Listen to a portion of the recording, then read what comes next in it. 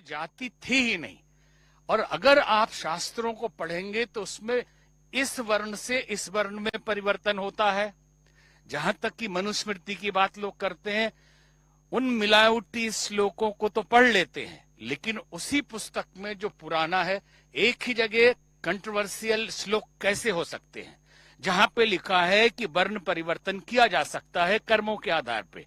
तो हमारे यहाँ वर्ण की व्यवस्था थी। एक बहुत बड़े आईएएस अधिकारी महाराष्ट्र के भगवान कृष्ण को गाली दे रहे थे कि जब से ये आया तब से गीता में इसने ये हम जनगणना की गई अंग्रेजों के टाइम में, जो कास्ट बेसिस सेंसेक्स किया गया, वहीं से फूट डालो राज करो की स्थिति पैदा हुई।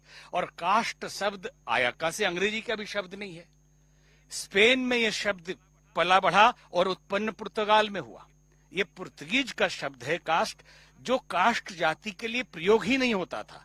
कास्ट प्रयोग होता था कलर के लिए और वर्ण के लिए, लेकिन अंग्रेजों ने उस कास्ट शब्द को भारत में लाके थोप दिया कि ये जाति है। और ये इस कास्ट के हैं किसको? जो हमारी कार्य पद्धति थी। और जो बहुत पढ़ने के अधिकारी थे या मन होता था दूर तक पढ़ते थे, अन्यथा जीवन जीना घर में सिखाया जाता था। परंपरागत तरीके से संस्कार और संस्कृति हमें प्राप्त होती थी और हम स्किल सीखते थे। जो मिट्टी का काम करते थे उनके बच्चे घर में ही पारिवारिक कैसे संबंध रहना चाहिए, समाज में हमें कैसे जीना चाहिए, परमात्मा से संबंध कैसे बनना चाहिए और कमाने के लिए क्या करना चाहिए, तो मिट्टी का बर्तन बनाना सीख गए। सोने के काम करने वाले सोने का बनाना सीख गए उनके घर वाले बच्चे।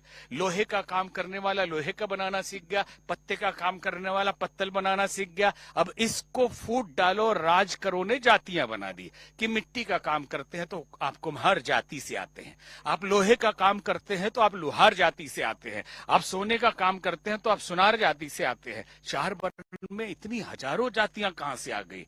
ये जबरदस्ती जातियां बनाई गई।